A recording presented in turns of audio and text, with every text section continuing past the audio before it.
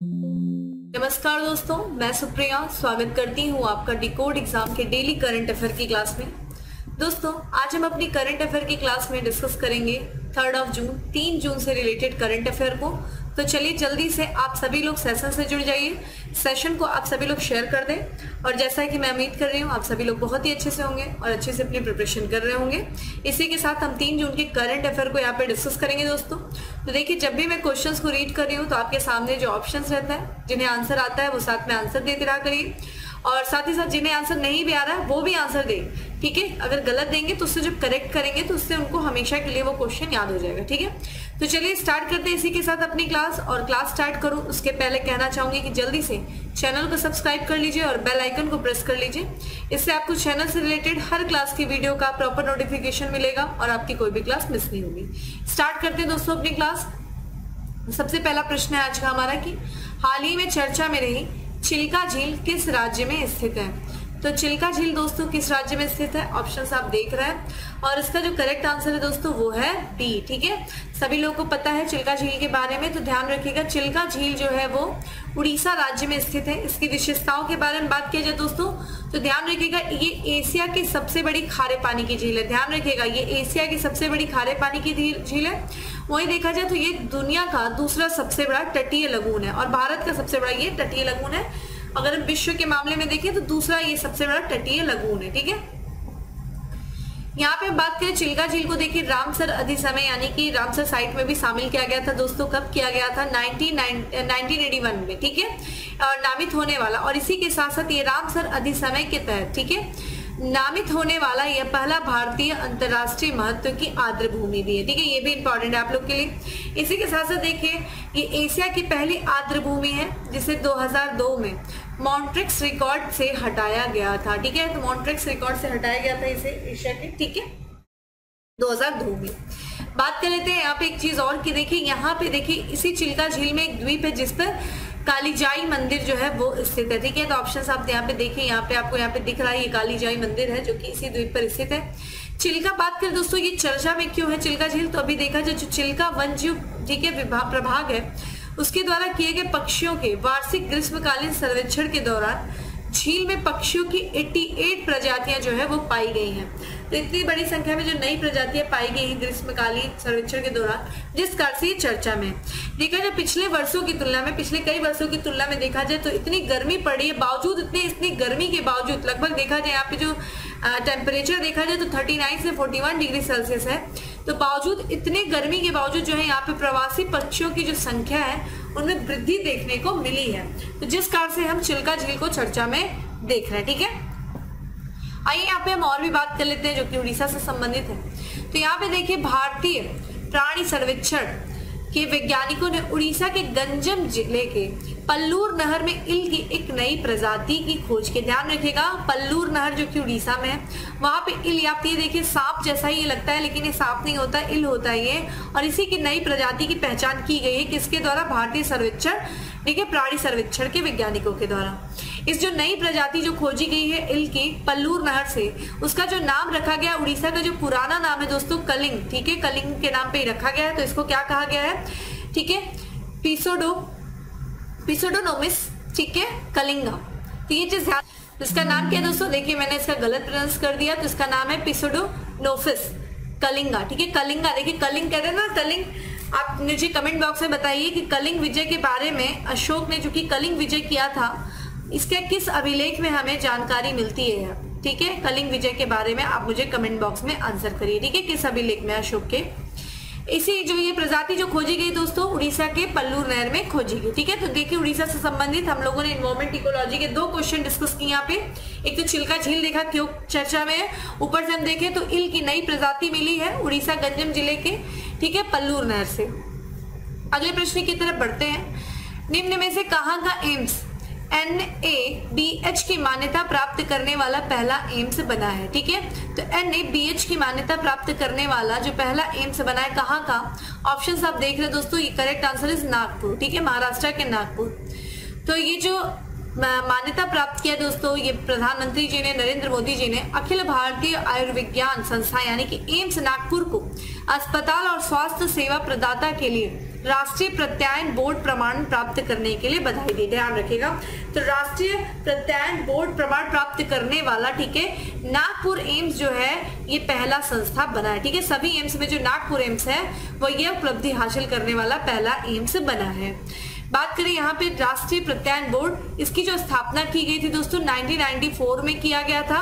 ठीक है, AICTI अधिनियम की धारा 10 पर के तहत इंजीनियरिंग और प्रौद्योगिकी, प्रबंधन, फार्मेसी, वास्तुकला आदि में डिप्लोमा से, ठीक है, स्नातकोत्तर स्तर पर तकनीकी संस्थाओं द्वारा पेश किए गए कार्यक्रमों की गुणात्मक क्षमता का आकलन करने के लिए की गई थी। ठीक है, तो ये इस बोर्ड की स्थापना, ठीक है, किसकी दोस्तों, ये राष्ट्रीय प्रत्यायन बोर्ड की स्थापना की गई थी। ठीक है, ये चीज ध्यान रखिएगा।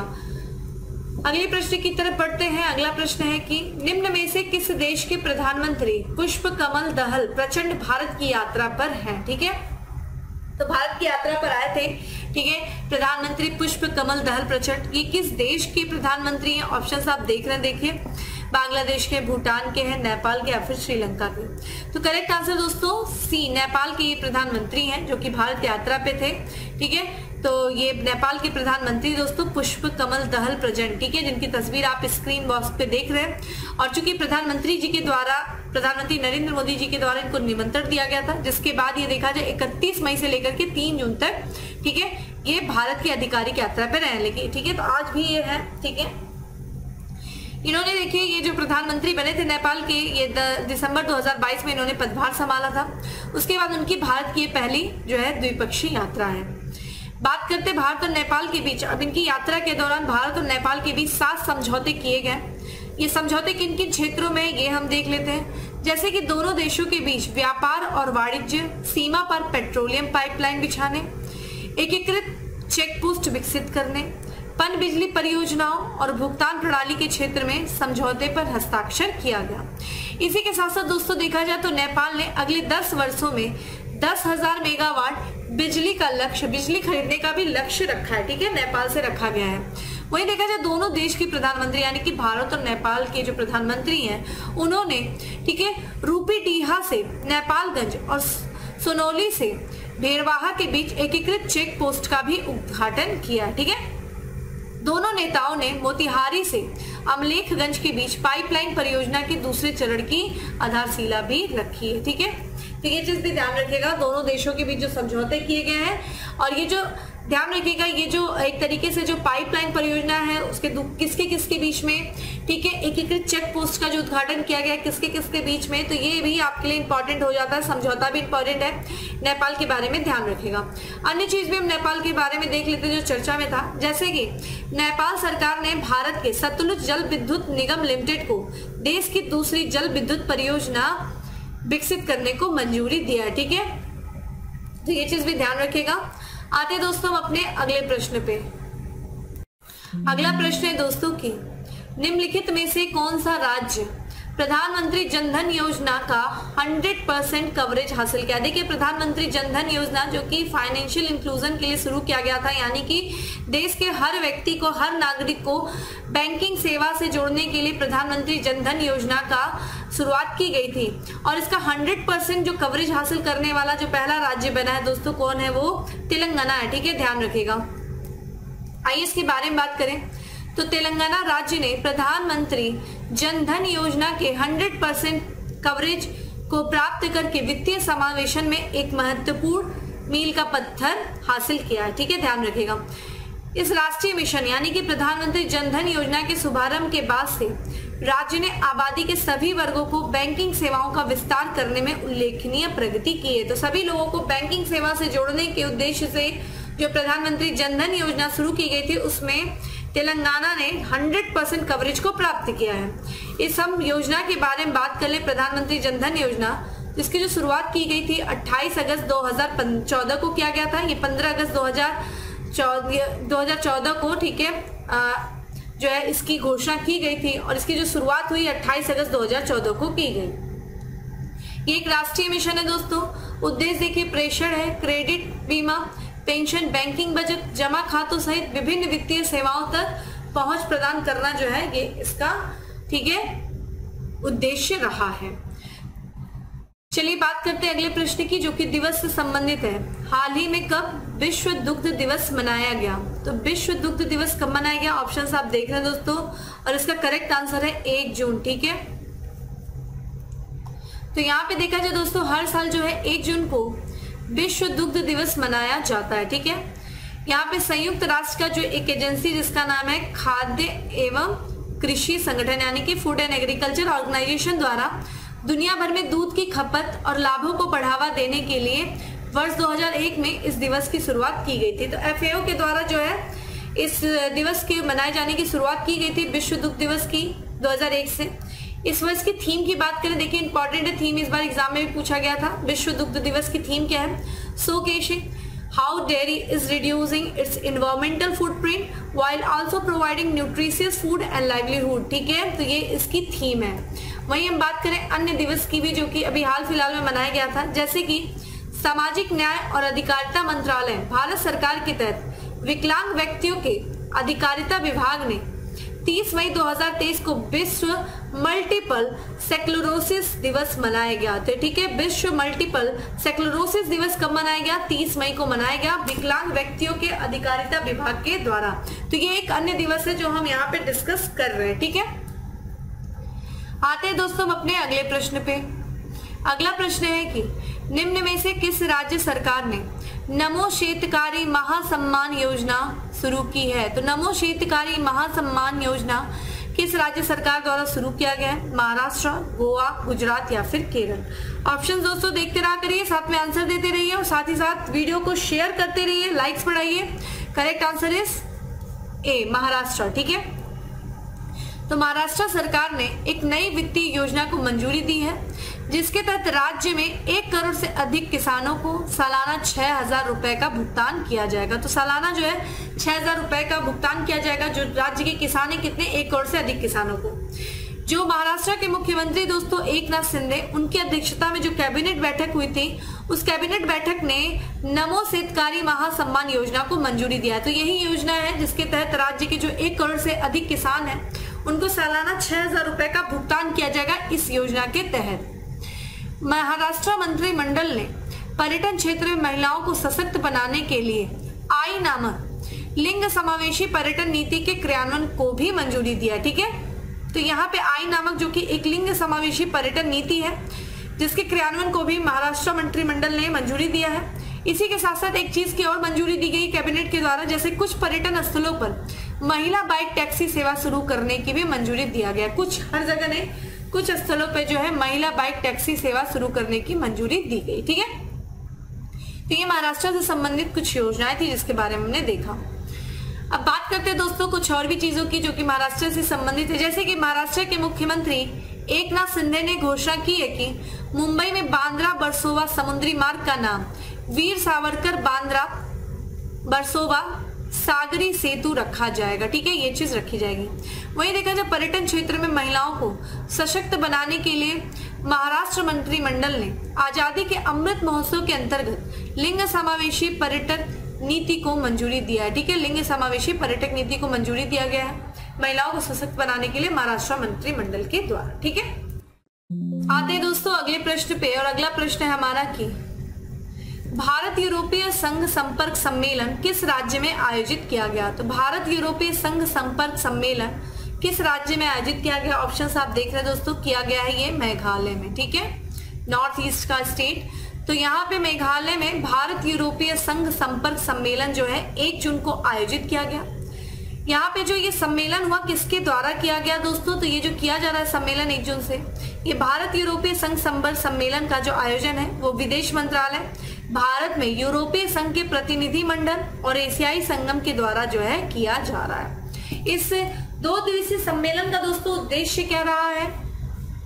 तो जो भारत के पूर्वोत्तर राज्य है, ठीक है, जो भी पूर्वोत्तर देखिए 7 सिस्टर्स हैं, साथ ही साथ एक जो है अगर हम बात करें किसके बारे में दोस्तों, सिक्किम। देखिए सिक्किम जो है 7 सिस्टर्स में नहीं आती है। तो ये जो भारत के पूर्वोत्तर राज्य को, ठीक है, जो पड़ोसी देश है यानी कि नेपाल, भूटान और जो बांग्लादेश है, इन पड़ोसी देशों में जो है संपर्क विस्तार के निवेश को बढ़ावा देने के लिए भारत यूरोपीय संघ संपर्क जो है सम्मेलन आयोजित किया गया।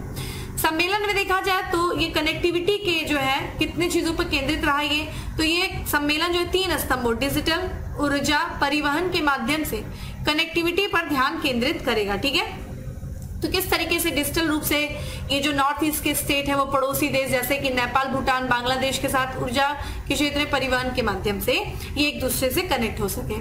मई 2021 में भारत और यूरोपीय संघ के नेताओं की बैठक के दौरान भारत यूरोपीय संघ संपर्क साझेदारी आरंभ की गई थी। ठीक है, ये चीज ध्यान रखिएगा। तो यहाँ पे बात करें दोस्तों कुछ और भी चीजों की जो कि नॉर्थ ईस्ट से संबंधित है, जैसे कि स्कूली स्तर पर सामाजिक और भावनात्मक शिक्षा प्रदान करने के लिए सहर्ष योजना शुरू की गई। कहा दोस्तों? त्रिपुरा में। वही बात करें केंद्रीय मंत्री नित्यानंद राय ने दावकी भूमि बंदरगाह का उद्घाटन किया। कहा दोस्तों? मेघालय में। अगला है भारत का पहला अंतरराष्ट्रीय मल्टी मॉडल लॉजिस्टिक पार्क बनाया जा रहा है। कहा दोस्तों? असम में। तो ये कुछ और भी इंपॉर्टेंट चीजें हैं नॉर्थ ईस्ट से रिलेटेड जो आपके एग्जाम के लिए जरूरी हैं। अगले प्रश्न की बात करते हैं। एक्सरे पोलारीमीटर सैटेलाइट एक्सपोसेट किस देश का पहला पोलरीमेट्री मिशन है? तो ये पोलरीमेट्री मिशन किस देश का ये पहला पोलरीमेट्री मिशन है जिसके बारे में आप पढ़ रहे हैं दोस्तों? इसका करेक्ट आंसर है सी, भारत का ये है। तो इंपॉर्टेंट है ये। तो यहाँ पे देखा जाए भारत अंतरिक्ष अनुसंधान संगठन यानी कि भारत के जो अंतरिक्ष एजेंसी इसरो है और रमन रिसर्च इंस्टीट्यूट बेंगलुरु ने एक्सरे पोलारीमीटर सैटेलाइट नामक एक विशेष मिशन लॉन्च करने के लिए हाथ मिलाया है। ठीक है, ध्यान रखिएगा। यह सहयोगी प्रयास का देखिए उद्देश्य क्या है? चमकीले खगोलीय एक्सरे स्रोतों की गतिशीलता पर फोकस करना है, उनके व्यवहार और विशेषताओं पर प्रकाश डालना है। ठीक है, बात करें वर्ष 2021 में प्रमोचित नासा के इमेजिंग एक्सरे पोलरीमेट्री एक्सप्लोरर के बाद एक्सरे का उपयोग करने वाला यह विश्व का दूसरा पोलरीमेट्री मिशन है। ठीक है, तो ये दूसरा नासा देखिए ये यूएसए यानी कि संयुक्त राज्य अमेरिका की ये स्पेस एजेंसी है। उसके बाद ये देखा जाए विश्व का दूसरा जो है पोलरीमेट्री मिशन किसका है दोस्तों? भारत का है। ठीक है, एक्सरे का उपयोग करने वाला, ध्यान रखिएगा। वही हम बात करें दोस्तों तो एक्सपोसेट इसरो और रमन रिसर्च इंस्टीट्यूट बेंगलुरु कर्नाटक के सहयोग से विकसित किया जाता है। ये इंपॉर्टेंट है किसके द्वारा ये विकसित किया जाता है? ये जो एक्सपोसेट है ये इसरो और साथ ही साथ देखा जाए रमन रिसर्च इंस्टीट्यूट जो कि बेंगलुरु बेस्ड है उनके सहयोग से ये विकसित किया जा रहा है। ठीक है, ये चीज ध्यान। आइए बात कर लेते हैं देश की अंतरिक्ष एजेंसी यानी कि राष्ट्रीय अंतरिक्ष एजेंसी इसरो के बारे में। इसकी जो स्थापना हुई थी दोस्तों 15 अगस्त 1969 में हुई थी। इसके जो संस्थापक थे वो विक्रम साराभाई थे। इसका मुख्यालय बेंगलुरु ठीक है कर्नाटक में है। वर्तमान में जो इसके अध्यक्ष है वो है एस सोमनाथ जो है इसके अध्यक्ष। ठीक है, आते दोस्तों हम अपने अगले प्रश्न पे कि किस देश में स्थित भारतीय सांस्कृतिक केंद्र में न्यू लिबरेशन वॉर गैलरी का उद्घाटन किया गया है? तो ये देखा जाए जो है ये किस देश में स्थित जो भारतीय सांस्कृतिक केंद्र है वहां पे न्यू लिबरेशन वॉर गैलरी का उद्घाटन किया गया है। ऑप्शंस आप देख रहे हैं और इसका करेक्ट आंसर जो है वो है बांग्लादेश। ठीक है, तो 30 मई को ढाका में ठीक है ढाका यानी कि जो बांग्लादेश की कैपिटल है दोस्तों वहां पे भारतीय उच्चायोग के भारतीय सांस्कृतिक केंद्र में 1971 की एक नई लिबरेशन वॉर गैलरी का उद्घाटन किया गया। जैसा कि पता है 1971 में जो पूर्वी पाकिस्तान था वो बांग्लादेश बन गया। ठीक है, और उसी समय जो है एक नई लिबरेशन वॉर गैलरी का उद्घाटन किया गया है। ठीक है, 1971 की। इस अवसर पे जो बांग्लादेश के गृह मंत्री हैं वो मुख्य अतिथि के रूप में थे। कौन है गृह मंत्री? ठीक है, अब्दुजम्मा खान जो थे वो एक गृह मंत्री थे जो कि मुख्य अतिथि के रूप में थे। बांग्लादेश में भारत के उच्चायुक्त जो है Pranay Verma liberation war gallery के उद्घाटन में गृह मंत्री के साथ वो शामिल हुए। साथ ही साथ वॉर गैलरी देखा जाए उसमें 1971 के मुक्ति संग्राम की कुछ दुर्लभ तस्वीरें हैं। मुक्ति संग्राम यानी कि जो पाकिस्तान से जो बांग्लादेश अलग हुआ उसे मुक्ति संग्राम की संज्ञा दी जाती है और जिसकी परिणति तत्कालीन पूर्वी पाकिस्तान की मुक्ति और दक्षिण एशिया देशों में सबसे नए राष्ट्र के रूप में इसके उदय के साथ है। ठीक है, तो ये चीज ध्यान रखिएगा। न्यू लिबरेशन जो है वॉर गैलरी का उद्घाटन किया गया भारतीय सांस्कृतिक केंद्र ढाका में जो। ठीक है, आते दोस्तों आज के लास्ट प्रश्न पे कि निम्नलिखित में से किसके द्वारा SCO यानी कि संघाई कोऑपरेशन ऑर्गेनाइजेशन परिषद के 22वें शिखर सम्मेलन की अध्यक्षता की जाएगी। किसके द्वारा किया जाएगा दोस्तों? ऑप्शंस आप देख रहे हैं और इसका जो करेक्ट आंसर है वो है नरेंद्र मोदी। प्रधानमंत्री नरेंद्र मोदी जी के द्वारा SCO परिषद के 22वें शिखर सम्मेलन की अध्यक्षता की जाएगी। तो यहाँ पे दोस्तों जो प्रधानमंत्री नरेंद्र मोदी जी हैं वो 4 जुलाई को, जो कि 22वें शिखर सम्मेलन की में जो है आयोजन होने वाला है SCO परिषद की, उसकी मेजबानी वो करेंगे। ठीक है, तो 22 जुलाई को राष्ट्राध्यक्षों के SCO परिषद के 22वें शिखर सम्मेलन की अध्यक्षता करेंगे प्रधानमंत्री नरेंद्र मोदी। इस सम्मेलन में दोस्तों देखिए कौन कौन भाग लेगा। तो SCO के जितने भी सदस्य देश है, देख लीजिए नाम यहीं पे देख लीजिएगा, चीन है, रूस है, कजाकिस्तान है, किर्गिस्तान है, पाकिस्तान है, तजाकिस्तान है, उज्बेकिस्तान है। ठीक है, और साथ ही साथ भारत भी, और चूंकि भारत अध्यक्षता कर रहा है इस सम्मेलन में भाग लेने के लिए आमंत्रित किए गए हैं। और इसके अलावा पर्यवेक्षक देश भी जो है शामिल होंगे, जैसे कि इसके अलावा जो ईरान है, बेलारूस है और मंगोलिया जो है वो पर्यवेक्षक के रूप में यहाँ पे आमंत्रित किया गया। ठीक है, यहाँ पे SCO की एक परंपरा भी है जिसके अनुसार देखा जाए तुर्कमेनिस्तान को भी गेस्ट ऑफ द चेयर के रूप में आमंत्रित किया गया। तो गेस्ट ऑफ द चेयर कौन आमंत्रित किया गया दोस्तों? तुर्कमेनिस्तान किया गया। ये चीज ध्यान रखिएगा, किसके द्वारा अध्यक्षता की जा रही? भारत के द्वारा। 4 जुलाई को 22वें शिखर सम्मेलन होने वाला है। ठीक है, आइए बात कर लें SCO के बारे में। संघाई सहयोग संगठन ये एक आर्थिक, राजनीतिक और सुरक्षा गठबंधन है। इसका जो दोस्तों ये जो सम्मेलन, ये जो संगठन है, इसकी जो स्थापना हुई थी 15 जून 2001 को हुई थी, चीन के शंघाई में हुआ था। भारत और पाकिस्तान इसमें 2017 में जुड़े थे। इस साल उम्मीद है ईरान भी जुड़ जाएगा। वहीं इसका जो मुख्यालय है वो बीजिंग, चीन जो है बीजिंग चाइना में इसका मुख्यालय। ठीक है, अब आते हैं दोस्तों इसी के साथ फैक्ट्स ऑफ द डे में। फैक्ट्स ऑफ द डे में हमारा सबसे पहला फैक्ट्स है कि कर्नाटक बैंक के नए MD और CEO नियुक्त हुए कौन? श्री कृष्ण हरिहर शर्मा। वही बात करें 2023 मोनाको ग्रैंड प्रिक्स जीता है किसने? मैक्स वर्स्टेपेन, जो कि रेडबुल से संबंधित थे। Solar energy corporation of India limited के प्रबंध निदेशक नियुक्त हुए कौन हुए? श्री अजय यादव।